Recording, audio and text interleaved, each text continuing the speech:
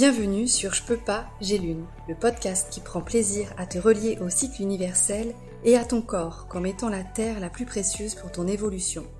Ici, amusons-nous à jardiner la tête dans les étoiles et les pieds dans la terre, en route vers la permaculture intérieure. Je suis Fanny, joyeuse terrienne et utopiste incarnée. Et si j'ai quelque chose de magique, c'est d'accompagner ta transformation en passant de ton épreuve de vie au courage et de la vision de ton job idéal à l'entrepreneuriat engagé. Mon mot d'ordre ? Radicalement vivante, maintenant.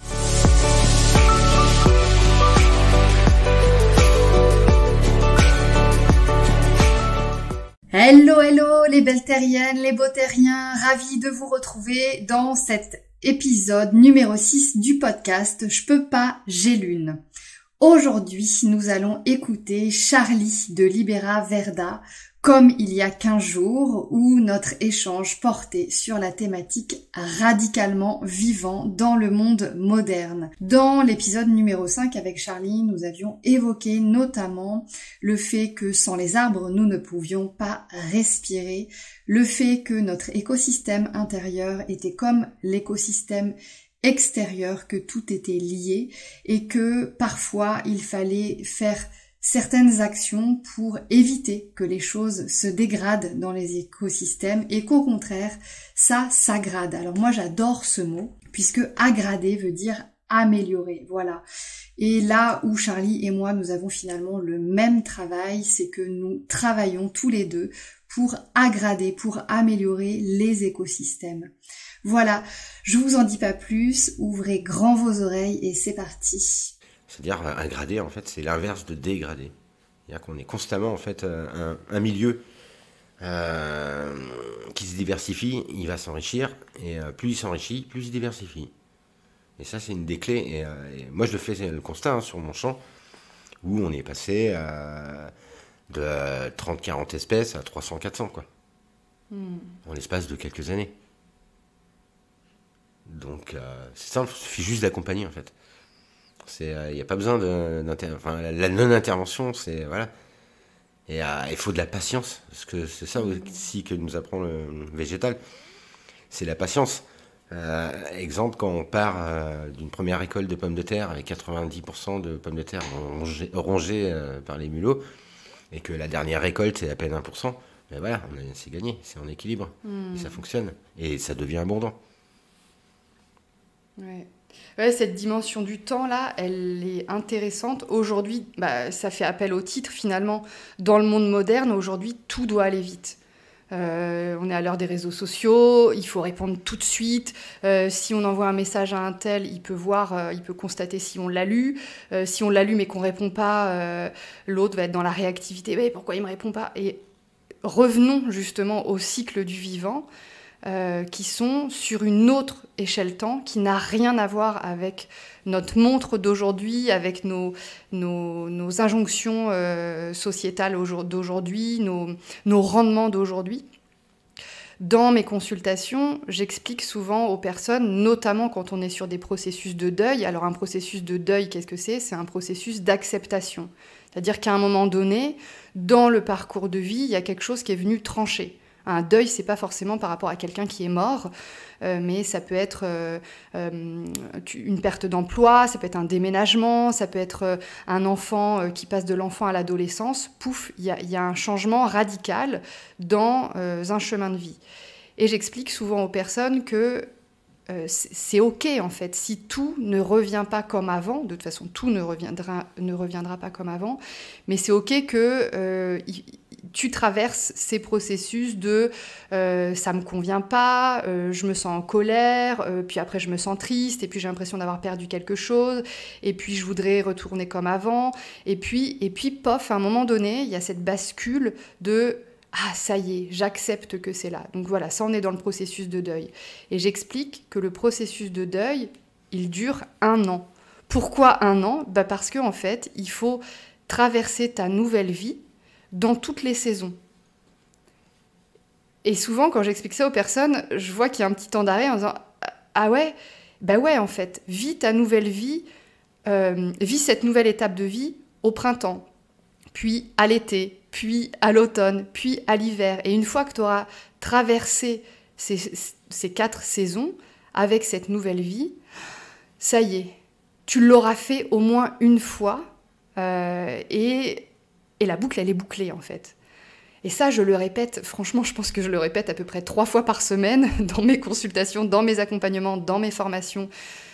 Acceptons d'être dans une lenteur en fait, qui est liée en fait à la lenteur du vivant. En fait, je pense qu'on dit lenteur parce qu'aujourd'hui notre monde va vite. Mais en fait, c'est pas de la lenteur. C'est un rythme. C'est juste un rythme. C'est ça, c'est un rythme. C'est pareil, des gens qui se lancent dans le jardinage, vous faites les 4 saisons. C'est ça. Parce qu'à un moment donné, si vous arrêtez qu'à une, vous n'avez pas fait le cycle en fait. Et c'est tout l'intérêt. Moi, j'y trouve énormément de plaisir aussi à ça. C'est que chaque saison est différente.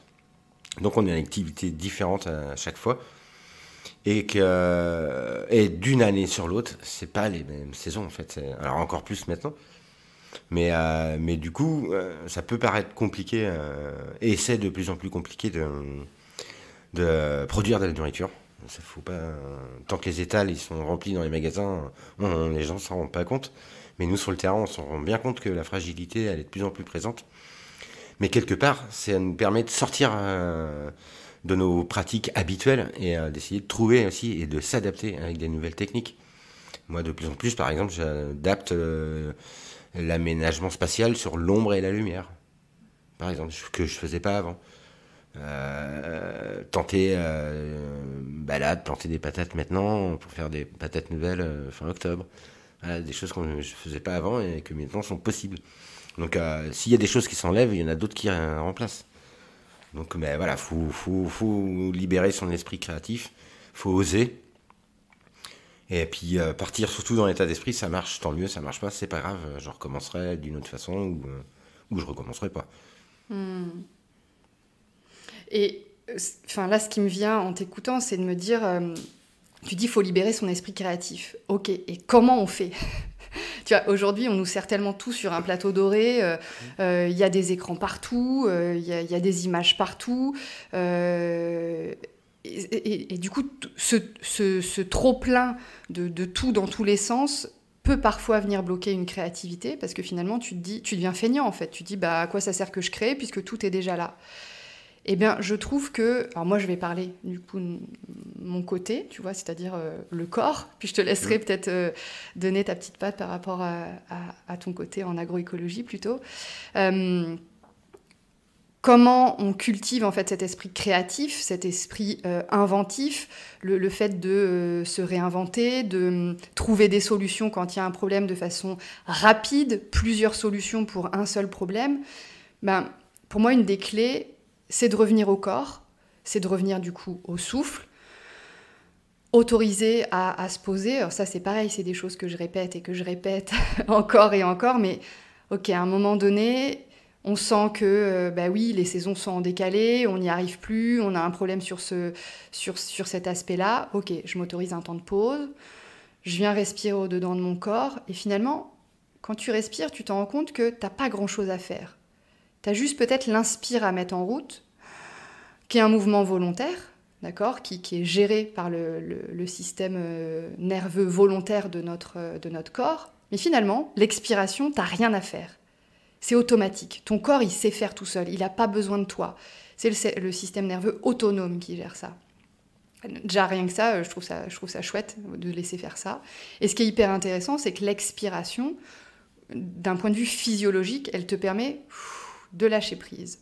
Donc tu descends, tu sors de ton mental et tu reviens dans ton corps, tu reviens dans ton centre, ton bassin, tu reviens dans ton cœur, donc plus le côté émotionnel. Et là, finalement, tu viens ouvrir des nouveaux espaces. Voilà, tu desserres les dents et t'ouvres des portes. Et en fait, quand tu ouvres des portes, si tu continues à respirer, petit à petit, l'esprit créatif, l'imaginaire se remet en route. Si jamais c'est difficile, parce qu'on n'a plus l'habitude de se poser comme ça, on n'a plus l'habitude de s'offrir des espaces où on ne fait rien, tellement on fait tellement de choses tout le temps, l'autre outil que moi j'aime bien utiliser, c'est le mouvement. Le mouvement et le toucher, qui sont pour moi deux choses que tu ne peux pas dissocier parce que Dans le mouvement, il y a forcément le corps, il y a forcément la peau, et ça vient faire appel à tous ces récepteurs et tous ces systèmes, notamment la proprioception et la kinesthésie, que moi j'aime beaucoup. Et voilà, le fait de se remettre en mouvement, le fait de bouger, le fait de venir peut-être s'automasser, le fait de venir, toi tu l'as dit, toucher la terre, tu as besoin de toucher la terre, ça fait appel au toucher. Pareil, pof, on sort de son mental, on sort de ce néocortex qui est tout le temps en train de réfléchir, on passe dans autre chose, on repasse dans notre écologie corporelle, qui fait qu'à un moment donné, tu es dans d'autres circuits. Et quand tu viens ouvrir des nouvelles portes, pof, l'esprit créatif y revient. Je l'ai dit, je me répète, finalement, on dit tout le temps la même chose. Moi, quand j'ai plus l'esprit créatif pour rédiger, qu'est-ce que je fais ?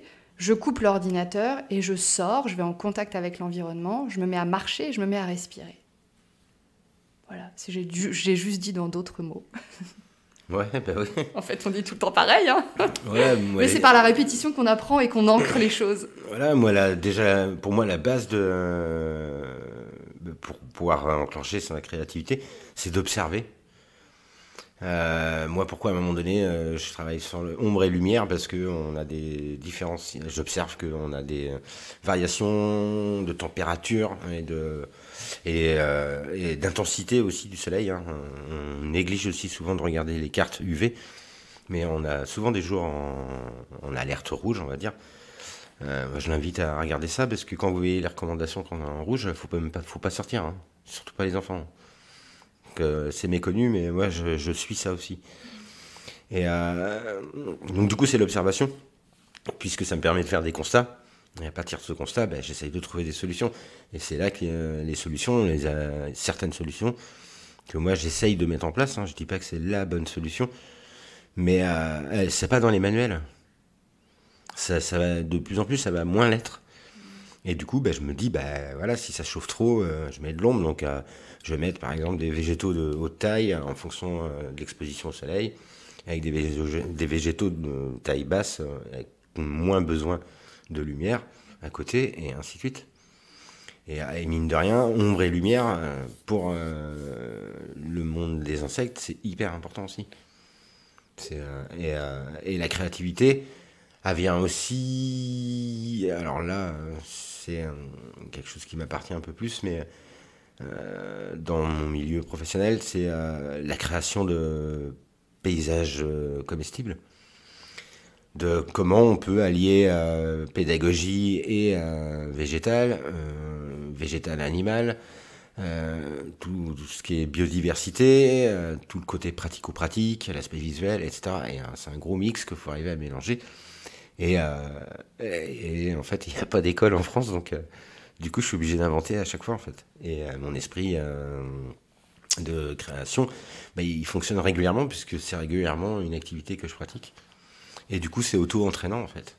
Et l'imaginaire, il va de plus en plus loin, et j'arrive toujours à trouver des nouvelles idées, des nouvelles envies, et ça fonctionne. Waouh. Merci. Non mais c'est vraiment chouette, c'est vrai que j'ai pas abordé ça, mais l'observation, elle est hyper importante. Et en effet, quand on commence à cultiver en soi son esprit créatif, après c'est l'abondance, quoi. En fait, c'est comme un jardin, quoi. Finalement, quand tu commences et que tu as trouvé la bonne recette, ça fait que augmenter, quoi. Ah bah oui, et puis on a toujours envie de découvrir, enfin moi je sais, c'est obsessionnel des fois, mais en fait c'est juste ce que ça m'apporte du bonheur, c'est toujours, tous les ans, essayer des nouvelles variétés, et d'avoir toujours de la diversité. Du coup, parce que ça me permet aussi de continuer à comprendre les végétaux, les différentes familles, etc.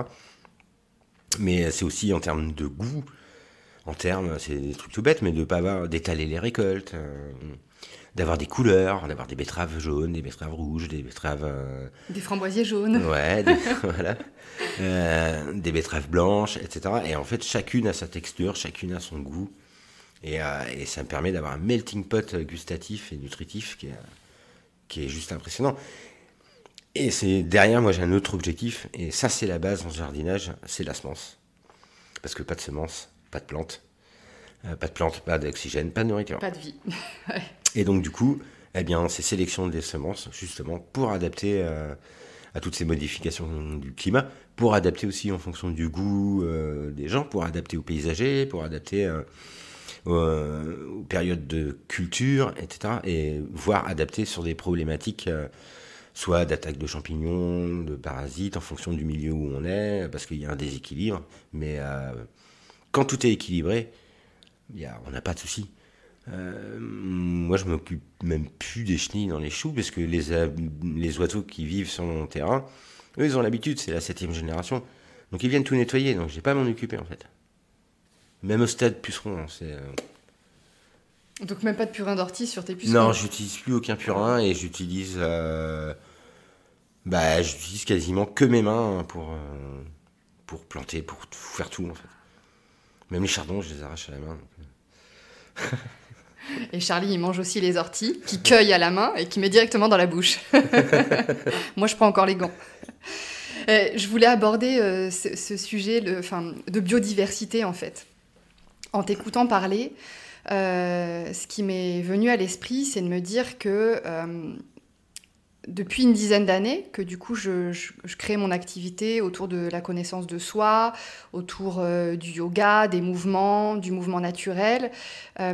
J'ai pas mal de personnes qui, aujourd'hui, sont dans un mal-être par rapport à leur travail, notamment, qui sont pas heureux ou heureuses dans leur boulot, qui parfois me regardent avec des yeux envieux, et c'est tant mieux d'ailleurs, si je peux mettre cette petite graine-là, de changement en tout cas, chez ces personnes, c'est chouette. Et puis j'ai souvent ces questions qui reviennent et qui me disent mais toi, comment tu fais dis-moi comment t'as fait, je veux faire pareil, je veux faire comme toi. Et en fait, je réponds jamais à la question, pas parce que j'ai pas envie, mais dans le radicalement vivant, aujourd'hui, je pense que la leçon, elle est vraiment là. C'est-à-dire que tu vas trouver ta place. En fait, personne n'a à copier ce que je fais, personne n'a à copier ce que toi tu fais. Une carotte, elle essaye pas de devenir une betterave. Un chou, il essaye pas de devenir du persil. Donc en fait, je pense qu'aujourd'hui, être radicalement vivant, c'est être radicalement soi, en fait. N'essaye pas de devenir comme un tel ou un tel que tu regardes avec des yeux envieux en disant « Oh là là, mais elle a réussi à faire ça, mais moi je peux pas parce que je suis coincée dans ce boulot, parce que j'ai un crédit à payer, non, je peux pas changer de boulot alors que je rêverais de devenir coach ou je rêverais de devenir herboriste. » Ben oui, en fait, fais-le. Et tu vois, moi aujourd'hui, j'accompagne des femmes, surtout des femmes, qui sont en reconversion professionnelle. Et quel bonheur, en fait, de les accompagner et quel bonheur de leur répéter. On est dans la biodiversité et bravo, deviens qui tu es, sois radicalement qui tu es, parce qu'en fait, le monde a besoin de toi. Le monde a besoin de carottes, le monde a besoin de betteraves, le monde a besoin de persil, le monde a besoin d'herboristes, le monde a besoin de coachs, le monde a besoin de jardiniers, le monde a besoin d'animateurs, etc., etc., en fait. Et je crois que là-dessus, on est vraiment raccord. En fait, toi, tu le sais, la biodiversité, elle est nécessaire à l'équilibre dans les jardins. Ah ben ouais, puis rien n'est abouti, même en termes de biodiversité. C'est jamais figé, en fait. Il y a aussi des mutations, il y a aussi des créations d'espèces, etc., etc. Et c'est comme pour moi, mes projets de diffusion de pratiques respectueuses du monde vivant, ce sera jamais fini. Et j'ai pas envie, je m'en fous qu'il y ait un bout ou pas. C'est juste, j'ai envie de le faire, je le fais, quoi. Et puis, en mine de rien, même des fois sans l'avoir mentalisé ou intellectualisé, ça coule de source. Là, de plus en plus de projets de plantation, de forêts, micro-forêts, forêts comestibles, incomestibles et compagnie. Que du coup, voilà, le nouveau stade où je vais arriver, ça va être de produire moi-même et d'avoir une maîtrise 100% de la génétique des végétaux que je vais proposer. Donc voilà, et puis après il y a encore un autre projet pour après, et voilà, c'est de la satisfaction à chaque fois qu'on pas spécialement qu'on y arrive, mais qu'on le fait au moins. Ouais, c'est ça, il y a l'idée. Donc qui reste immatériel, et tout d'un coup, pour moi, être radicalement vivant, c'est ça aussi. C'est sortir de sa tête, sortir des idées, sortir des pensées, et matérialiser ce qu'il y a dans ta tête. Parce que le monde a besoin, en fait, que tu matérialises ton projet. Et puis, comme tu l'as dit, en fait, un échec ou pas un échec, une réussite ou pas une réussite, en fait, peu importe. Une carotte, quand elle pousse, il n'y a pas ses copines carottes qui sont en train de lui dire « Ouais, bravo, t'as réussi à être toute droite !» Mais en fait, non, en fait, il n'y a pas une carotte réussie et une carotte ratée, en fait. Ça c'est nous, c'est la conception du monde qu'on peut dire moderne, qui a mis des étiquettes sur ce qui était réussi, raté, sur ce qui était le modèle, la norme. Mais en fait, peu importe. Il n'y a pas, finalement, dans le monde du vivant végétal et du vivant, dans la faune et la flore, il n'y a pas de normes. Ouais, moi souvent j'aborde Darwin sur l'interprétation en fait que la société moderne en fait. C'est-à-dire que Darwin en fait il a juste montré qu'il y avait une évolution naturelle, hein, voilà, point, c'est tout. Il s'est pas positionné autrement, ou pas plus que ça. Mais en fait il y a eu des interprétations. Et il y en a une qui est celle dominante actuellement, qui est celle de la loi du plus fort. Donc un prédateur, il est plus fort qu'un prédaté. Mais en fait, pas du tout. C'est en fait, il y a aussi une autre personne qui a écrit un livre, en 1919, ça a pris 8 ans pour l'écrire, qui s'appelle « L'entraide, facteur principal d'évolution des espèces ». Et il montre et démontre clairement que en fait, un prédateur et un prédaté, ils sont pas en concurrence. Il y en a pas un qui est plus fort que l'autre. Ils ont une interdépendance avec une interaction qu'il y en a un qui mange l'autre. Mais en fait, le prédateur, il enrichit génétiquement le prédaté, puisqu'il va, entre guillemets, prendre les plus faibles, les malades, les plus âgés et les plus jeunes. Ce qu'on appelle une sélection naturelle. Qu'avec le regard anthropocentrique, on va dire « Oh là là, la pauvre bichette, elle s'est fait tuer par le lion. » Ben ouais, mais le lion, il n'y a pas le choix, sinon il meurt. Et inversement, vu que le prédateur enrichit le prédaté, qui lui aussi va améliorer ses techniques de défense, d'autodéfense, voilà, et puis de sauver sa propre vie, et ben il va aussi améliorer génétiquement le prédaté, qui, lui, va affiner ses techniques de chasse, etc., voir son corps en lui-même va évoluer pour avoir peut-être des masses musculaires plus fortes, des réflexes différents, etc., etc. Et tout ça, c'est en évolution, mais c'est pas une compétition. C'est juste de l'entraide, en fait. Et là, en l'occurrence, elle est génétique. Alors j'adore cette vision. J'adore cette vision parce que je fais partie de celles et ceux qui pensent que quand on vit un problème dans sa vie, bah c'est une opportunité. Alors, c'est vraiment pas courant dans une société aujourd'hui qui veut tout lisser. Que voilà, il n'y ait pas de problème, que tout soit chronométré. Mais en fait, moi, je trouve et je pense que l'épreuve est une opportunité d'évolution. Et en fait, là, tu l'expliques super bien avec cette image du monde animal, avec le prédateur et le prédaté. Mais on peut le remettre à l'échelle de l'humain. Voilà, tu vis une vie tranquille, puis pof, tout d'un coup, il t'arrive un changement radical dans ta vie, un gros problème, ton conjoint qui s'en va, un enfant qui est blessé, une perte de boulot, une maladie qui te tombe dessus. Oui, on peut le voir dans le sens d'une opportunité, parce que avant, tu traçais ta route d'une certaine manière, et ce virage sur ta route va t'obliger à développer des capacités autres. Voilà. C'est magique, quoi. Bah oui. C'est magique. Ouais, puis c'est simple. Ah ouais. En tout cas, si on voit les choses de cette façon-là, voilà. Et là, l'idée aussi avec ce podcast, c'est aussi de vous mettre des petites graines, de semer, de voir comment ça peut pousser chez vous, et de proposer finalement une autre vision aussi du vivant, de comment on est vivant en soi, de comment c'est vivant autour de soi, comment les vivants interagissent entre eux, et comment finalement tous les vivants permettent d'évoluer les uns les autres, de se permettre d'évoluer en soi et d'évoluer autour de soi, enfin bref, le cercle vertueux. Alors moi, je voulais revenir quand même sur un terme, le terme de permaculture, que j'aime beaucoup. Est-ce que tu veux bien, toi, évoquer ce qu'on appelle communément la permaculture? Et moi, j'évoquerai une petite branche qui est un peu plus nouvelle, qu'on parle de permaculture humaine. Mais voilà, je vais te laisser la parole. Ouais, la permaculture, à la rigueur, c'est plus une démarche philosophique. du monde vivant en fait. Alors déjà l'éthique c'est le respect de la faune, de la flore, des autres et de soi-même. Et ça concerne en fait tous les domaines de la vie. Souvent c'est tronqué parce qu'on imagine que c'est que le volet environnemental via le jardinage, mais c'est juste un pétale en fait de la fleur de la permaculture. Et du coup c'est une démarche globale. Mais cette démarche globale, y arriver tout seul, c'est pas possible. Et c'est pour ça que je parle d'entraide, parce que c'est par l'entraide qu'on va arriver à mettre en place tous ces pétales. On peut pas, ou alors je connais personne en tout cas dans ce cas-là qui connaît tous les corps de métier. On aura toujours besoin d'un autre. Et plus on va favoriser ces facteurs d'entraide, plus on va aller dans cette démarche de permaculture, de monde vivant, de monde résilient. Donc la résilience et capacité à réagir face à des fractures. Alors ça peut être climatique ou autre, hein, enfin voilà, il y en a plein. Mais c'est vraiment une capacité à développer et du coup à continuer à s'enrichir en fait. Merci. Le petit volet sur la permaculture humaine, c'est peut-être un terme que tu as déjà entendu et qui disons, commence à être démocratisé au sein du grand public.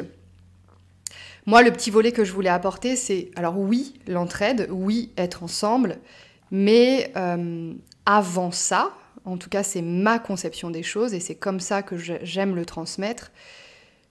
Il n'est pas évident d'être en lien avec l'autre si d'abord t'es pas en lien avec toi. Et pour moi, le côté permaculture rapporté à soi-même, il est là en fait. C'est comment je peux chaque jour me connaître, mieux me sentir,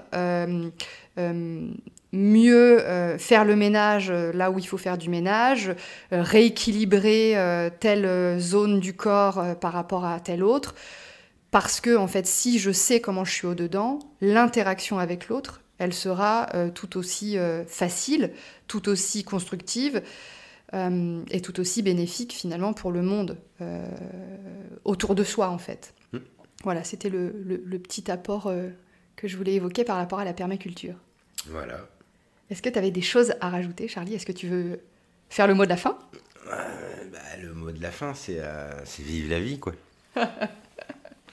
Vive la vie et soyons radicalement vivants. Voilà. Génial. Merci beaucoup. Avec plaisir.